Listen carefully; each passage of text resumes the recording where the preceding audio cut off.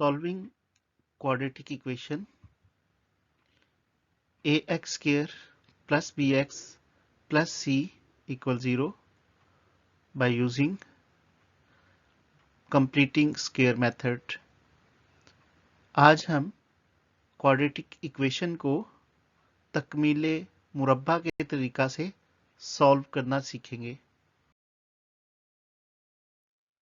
Question को solve करने से पहले हम देखते हैं कि हमने कौन से स्टेप्स जो हैं उनको यूज करना है ताकि हम कंप्लीटिंग स्क्वायर मेथड को आसानी से समझ सकें। तो पहले मैं स्टेप्स को डिफाइन कर देता हूं। फर्स्ट स्टेप में हम x वेरिएबल वाली वैल्यूज को अलग कर देंगे और कांस्टेंट नंबर जो है उनको अलग कर देंगे।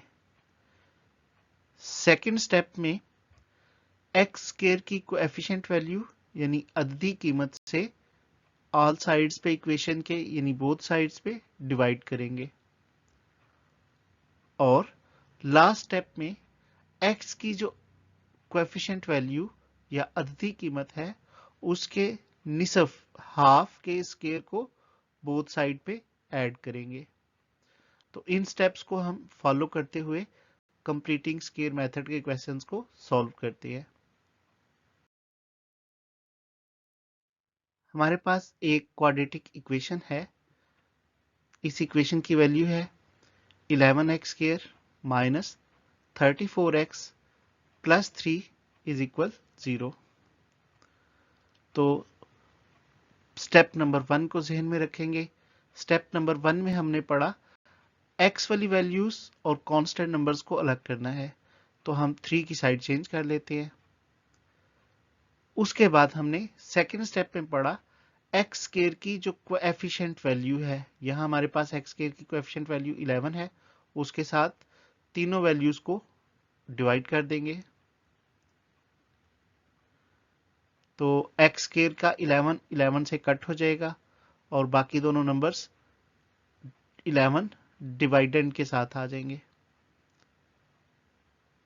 लास्ट स्टेप में हमने पढ़ा कि हमने क्या करना है, एक्स कोएफिशिएंट के हाफ के स्क्वायर को बोथ साइड पे ऐड करना है।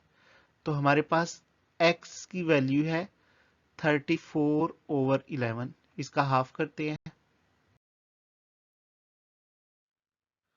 तो 34/11 का हाफ।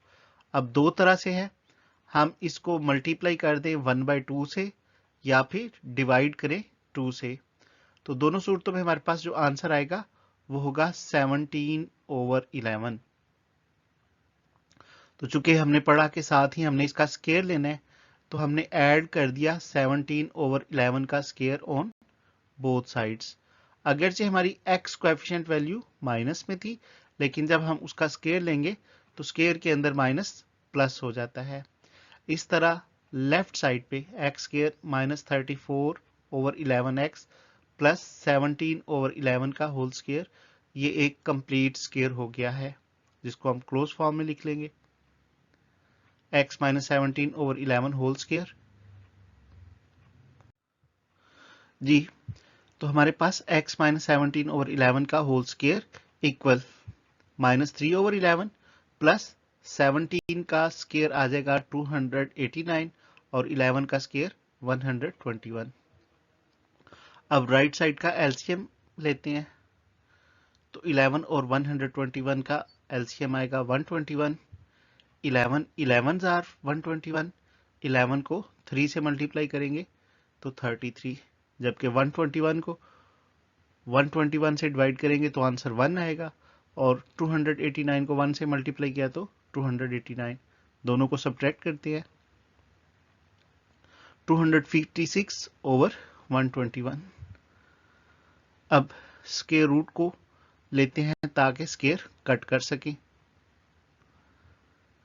जी, x माइनस 17/11 होल स्क्वायर जो है स्क्वायर रूट से कट हो गया और 256/121, 256 जो है 16 का स्क्वायर रूट और 121 11 का स्क्वायर रूट।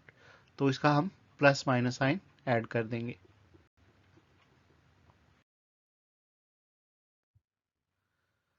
अब हमने x के साथ जो -17/11 था उसको दूसरी साइड यानी कांस्टेंट नंबर की साइड पे शिफ्ट कर दिया।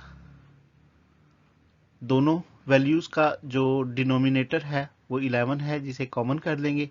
अब दोनों वैल्यूज 17 प्लस -16 को एक दफा प्लस और एक दफा माइनस में लिख लेंगे।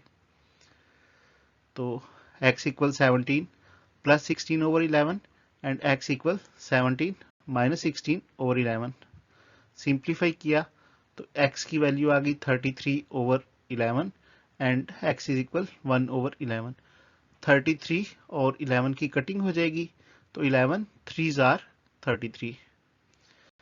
इस तरह जो सॉल्यूशन सेट की फॉर्म में इस क्वेश्चन का आंसर आएगा वो है 3 and 1/11।